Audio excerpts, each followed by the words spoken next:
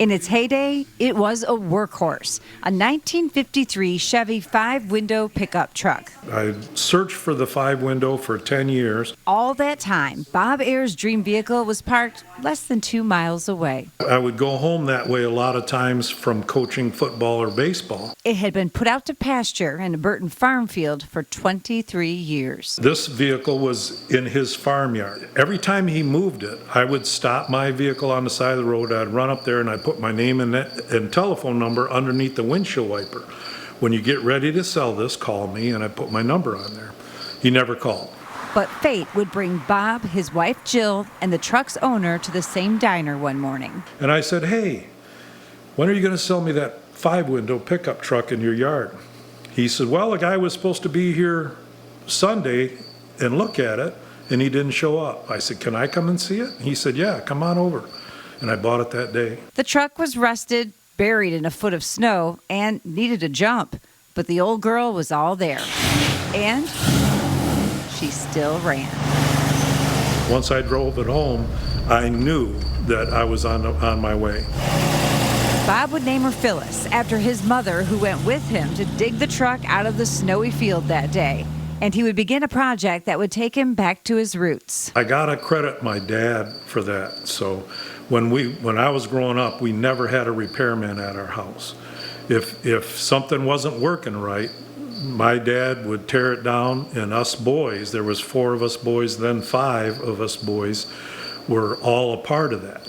It's the can-do mentality. When I bought this truck, it was all there. And I knew from my upbringing that if I took it apart, I could get it back together. And that was special. It was 2004. The same year, something called Back to the Bricks was getting started in Flint. There were, between 50 cars or 100 cars, depending on who you talk to. Just as the downtown Flint event was growing car by classic car, Bob would take his truck apart and start rebuilding it one piece at a time. Had every piece of metal sandblasted. I did a lot of metal finishing myself. I was a welder at Buick.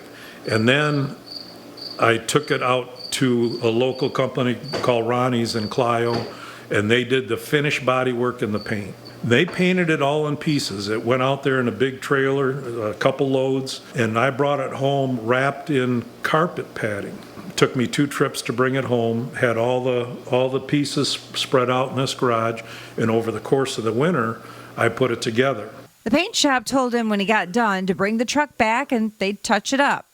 They wouldn't have to. There wasn't a spot on this thing that they had to touch up.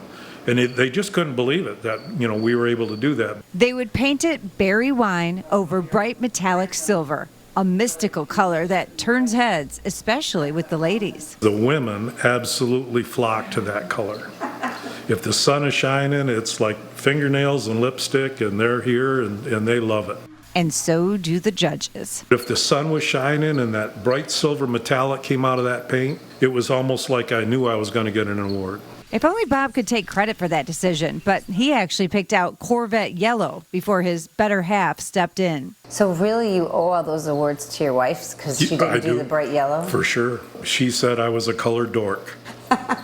So why? Well, because I wanted that yellow, and if honest to goodness, if we had $1 for every time somebody came by and said they love this color of paint, that we wouldn't be living in this neighborhood. Bob and Jill have been cruising in Old Phyllis for nearly half of their 49 years together and have made Back to the Bricks a summer tradition.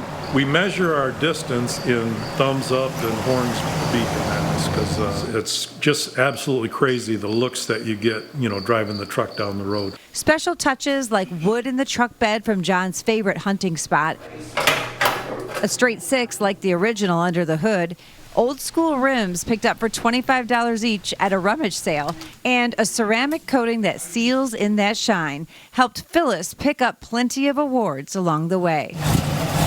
But this year, 20 years after Bob found Phyllis in that farm field, and a few dozen cars parked downtown for the first annual Back to the Bricks, the 5-window Berry Wine Beauty has been named the event's feature vehicle, with its picture on every poster, T-shirt, and program. an honor that took Bob's breath away. So celebrating 20 years, and they picked your truck. My truck. What an honor. It's just humbling to me. It just seems fitting that Phyllis would be the poster child for this year's Back to the Bricks 20th anniversary. Bob took her apart, sanded and polished every piece, and put this work truck back together, stronger and more beautiful than ever before. Just like a vehicle city that for the past 2 decades has learned to rebuild, remember, and celebrate its rich automotive history.